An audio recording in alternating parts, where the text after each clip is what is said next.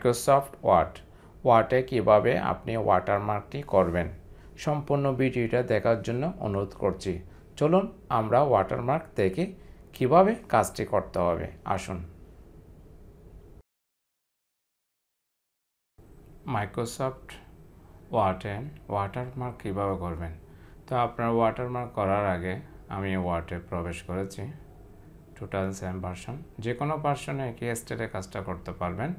Page layout থেকে watermark থেকে সরাসরি যাচ্ছে আমি কাস্টম ওয়াটারমার্ক থেকে এখানে রয়েছে স্লেট ওয়াটারমার্কে যখন আপনি সিলেক্ট করবেন এখানে বিভিন্ন লোগো বা যেটা আপনি সেট করতে চাচ্ছেন সেটা আমি এখানে ড্রাইভে রেখেছি, তাই এখানে এটা শো হলো। আপনি যে ড্রাইভে রাখবেন সেই ড্রাইভটা শো করবেন, যে ফোল্ডারে রাখবেন, অথবা হার্ড ড্রাইভে রাখতে পারেন, অথবা আপনি যে কোনো একটা ফোল্ডার বানিয়ে হার্ড ড্রাইভে রাখতে পারেন। এই ফাইলটি আমি ওপেন করে রেখেছি।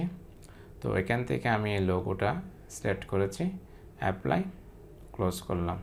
দেখুন এখানে ওয়াটারমার্ক অর্থাৎ জলছাপ এখানে দেখা যাচ্ছে পেজের উপরে। তো এটাকে আপনি যদি আরও ভালোভাবে দেখতে চান স্পষ্টভাবে, তাহলে অফিস বাটন থেকে প্রিন্ট প্রিভিউতে আপনি একদম সুন্দরভাবে দেখতে পাবেন। এই যে দেখাচ্ছে আপনাকে ক্লোজ প্রিভিউ। তো আপনি এখানে যে কোনো আপনি কোচিংয়ের বা যে কোনো শিট যদি আপনি তৈরি করতে চান এখানে এভাবে রাইটিং করতে পারবেন লোগোর উপরে, ওয়াটারমার্কের উপরে। এভাবে আপনি বানিয়ে নিতে পারবেন আপনার যে সমস্ত শিটগুলো রয়েছে ওই শিটের ওয়াটারমার্ক। তো এখানে আমরা আবার এখান থেকে দেখছি প্রিভিউ দেখা যাচ্ছে আমাদের অর্থাৎ আপনার এখানে সম্পূর্ণ রাইটিং হয়ে ফিল আপ হয়ে যাবে এই পেজটি, কিন্তু আপনার ওই যে লোগোটি দেখা যাবে। Watermark close preview. আবার আমি রাইটিংগুলো রাখছি ওয়াটারমার্কটা রিমুভ করার জন্য।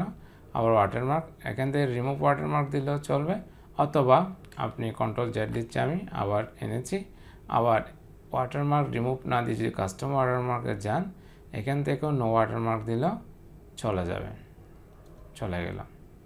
এরপর আপনি ওয়াটারমার্ক থেকে যদি কোনো নেম দিতে চান, কাস্টমার টেক্সট ওয়াটারমার্ক, আপনি প্রতিষ্ঠান রয়েছে প্রতিষ্ঠানের নাম দিয়ে যাচ্ছেন টেক্সট ওয়াটারমার্কে। আমি NICTI দিলাম। দেওয়ার পর আপনি এখানে কালার দিতে যাচ্ছেন, যে কোনো একটি কালার আপনি চয়েস করে রাখতে পারেন। আমি এই কালারটা দিলাম। এরপর এখানে দুটো অপশন রয়েছে লেআউটে, একটা হচ্ছে ডায়াগোনাল, একটা হচ্ছে হরাইজন্টাল। তো আপনি ডায়াগোনালটা যদি ক্লিক করে যদি রাখেন ডায়াগোনালটা অ্যাঙ্গেলে আসবে 90 ডিগ্রি অ্যাঙ্গেলে। এখানে রয়েছে O2। তো O2টা আমরা যে অফিস ম্যানেজমেন্টের যে ওয়ার্ডটি রয়েছে ওয়ার্ড ফাইলটি মাইক্রোসফট ওয়ার্ডের মধ্যে আপনি যে কোনো একটি এখান থেকে চয়েস করে সাইজ দিতে পারেন। কিন্তু আমরা O2 রেখেছি কেন? O2 রেখেছি সফটওয়্যার থেকে যে সাইজটা দেওয়া হচ্ছে সেটা হচ্ছে অটোমেটিক, অর্থাৎ এখান থেকে যে সাইজটা পাবো সেটা O2 সাইজ হয়ে সিলেক্ট হয়ে যাবে। যেমন অ্যাপ্লাই দিয়ে ক্লোজ দিলাম, এই যে এই সাইজটি। তা আপনি যদি বলেন আমি এই সাইজটি ছোটো করতে চাচ্ছি, তাহলে এখান থেকে আপনি ছোটো করতে পারবেন। কিভাবে? এই যে আমি আবার এখান থেকে ওয়াটারমার্ক থেকে যাচ্ছি, যাওয়ার পর এখানে O2 রয়েছে ওই সাইজটি। তো এখান থেকে যদি আমি O2 না দিয়ে এখান থেকে একটি যদি সাইজ দিতে চাই, যেমন আমি এখানে 54 অথবা যে কোনো একটি সাইজ এখান থেকে দিতে পারেন। এই যে ক্লোজ করে দিলাম, ছোটো হয়ে গেল। এখানে আপনি রাইটিং করতে পারবেন এখানের উপরে। তো রাইটিংটা এখানের উপরেও করতে পারেন, আবার এটার নিচেও আপনি রেখে করতে পারেন। অর্থাৎ রাইটিং এবং আপনার যেই ওয়াটারমার্কটি রয়েছে টেক্সট ওয়াটারমার্ক এবং ইমেজ ওয়াটারমার্ক, অর্থাৎ আমরা ইমেজের পরিবর্তে লোগো দিয়েছি, এভাবে আপনি করতে। আর এখান থেকে যদি রিমুভ ওয়াটারমার্ক ক্লিক করেন রিমুভ হয়ে গেল। আবার Ctrl+Z দিলে পুনরায় আবার চলে আসবে।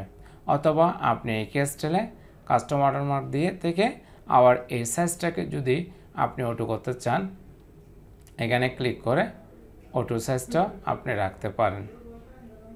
যদি আপনি এখানে চান অটো সাইজটা রাখতে পারেন। অটো সাইজ অ্যাপ্লাই দিলে আবার অটোমেটিক বড় হয়ে যাচ্ছে।